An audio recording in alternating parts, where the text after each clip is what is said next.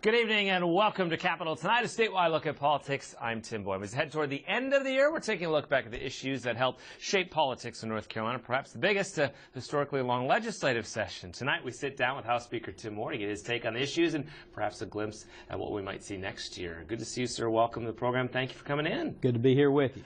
So how's the long break you've had since early October? Looking back, are you shocked at what the length of the session was?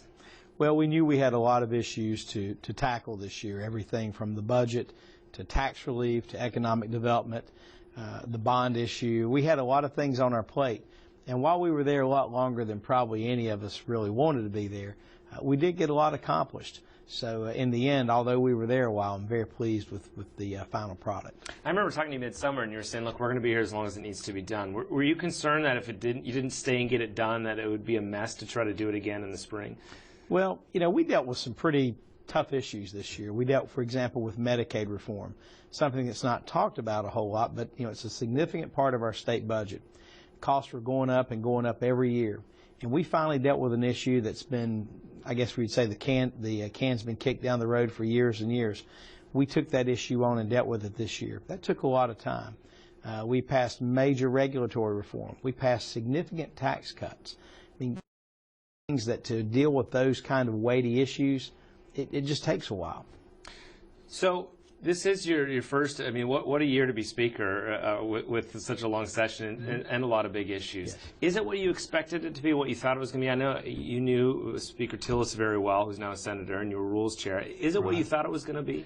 You know, I think it really was. That the serving as Speaker was what I expected to be, but it's also been the highest honor that I've ever had. I'm very grateful to the folks who elected me from back home in Cleveland County, but also to my colleagues in the House for allowing me to serve as Speaker, because it's you know, there's 120 members of the House. We come from all over the state, all kinds of different backgrounds, and issues that are important to one person may or may not be important to the other. And to try to bring all those folks together under one roof and come out with policy and ideas with the kind of consensus that we had. I mean, we had over 90 votes for a state budget. I think that shows a lot of teamwork, and I'm very proud of what we did this session. We've seen a lot of lawmakers decide not to run again. Some of it's been listed that it was, you know, the long session. Some of it's been family issues. Are you surprised at the level, number of departures? I think actually the number of departures this year is probably, at least I'm told, it's consistent with what's normal, that you generally have a number of legislators every year who choose not to run for re-election for various reasons. And it is a tough schedule here. When we're here, it's long days. As you know, meetings start very early in the morning and sometimes run till very late at night. And for folks who have careers and families, I mean, it puts a strain. So how do we solve that? I mean, there's talk out there. I mean, obviously it was easy. We would have done it by now. But, you know, some people are saying there needs to be higher pay. Some are saying session limits. Some are saying a full-time legislature. I mean, how do we start to begin to tackle this? I know, speaking of pay, that's a very difficult thing for lawmakers who and not take a sword, you know, in the political world for it. Well, those of us who serve do so, and most all of us lose money by being here. Every day that I'm in Raleigh getting $104 a day, I'm losing money back in my law practice. But you know, that's public service. I knew that when I took on the position, and I'm honored to have it. But some folks can't afford to do that. We actually have talked about maybe appointing a task force to look at it, because anytime you deal with things such as legislator pay and sessions, it needs to be done in a bipartisan way. It needs to, as much as possible, take the politics out of it. And I think you're not going to see an immediate fix to that. I think that's something that would take several years, because the voters also need to know that whatever money is being paid to elected officials, that we're earning it. Some would say we do, some would say we don't, but you know, we need to make sure we have a very good process so that there's public buy-in and so that folks understand how it compares with what other states do. I will say, compared to other states, our session for a part-time legislature historically has been longer, and certainly this year was. Well, is there a split even within the I mean, I've talked to Republicans and Democrats obviously, but even some Republicans that say we should go full time, and others that say no, we need to do term limits. I mean, is it one or the other? Do you support one more than the other?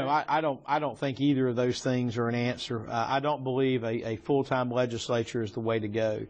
I really believe that having legislators who have full-time jobs back home in the district, who are not full-time politicians, if you will, is the best way for North Carolina to be governed. So I do support a part-time legislature. And as far as term limits, what's been shown over time with outright term limits is that you empower the bureaucracy.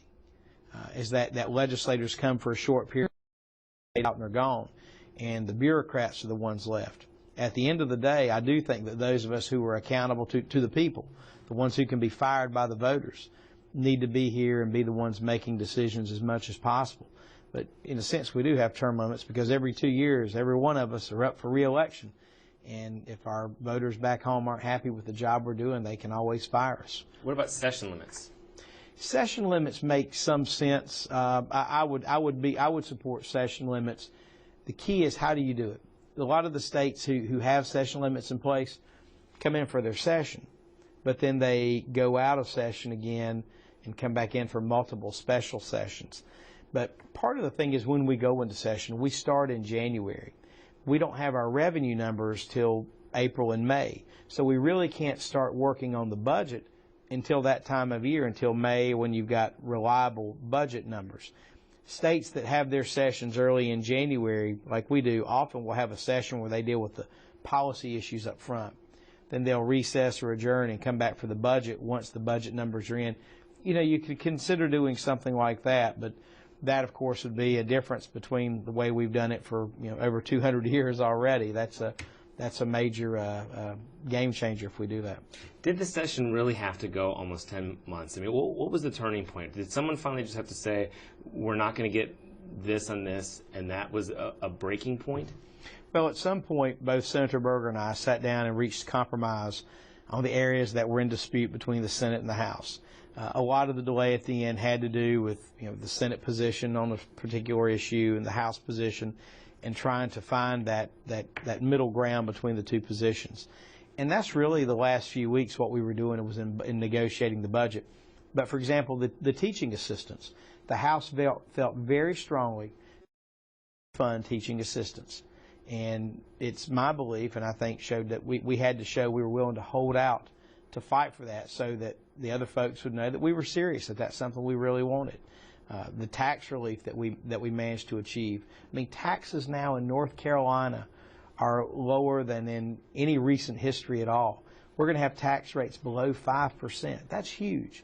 And it took a lot of compromise and a lot of negotiation and, frankly, a lot of time to get to that point.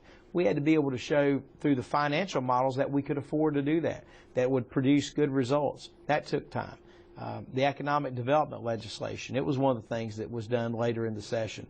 That was something that had to be negotiated because you had differences of opinion between the parties and within the caucuses about the use of economic incentives and how you fund that. And in the end, we came up with what I think was a very good compromise. The good side is this: folks look to Washington and they say Washington is broken. Washington never passes the budget; they pass a continuing resolution. Congress hardly ever passes a bill. In North Carolina, we passed substantive legislation. It took us 7-8 months to really get a lot of things done we wanted to do, but as a part-time legislature, we actually are producing results, and I think what we need is Washington needs to start taking some pointers from North Carolina. All right, we got to take a short break. We will get to some of those issues in just a moment. Stick around. We have to take a quick break. As I mentioned, when we return, more with House Speaker Tim Moore on the big issues from 2015. Stay with us.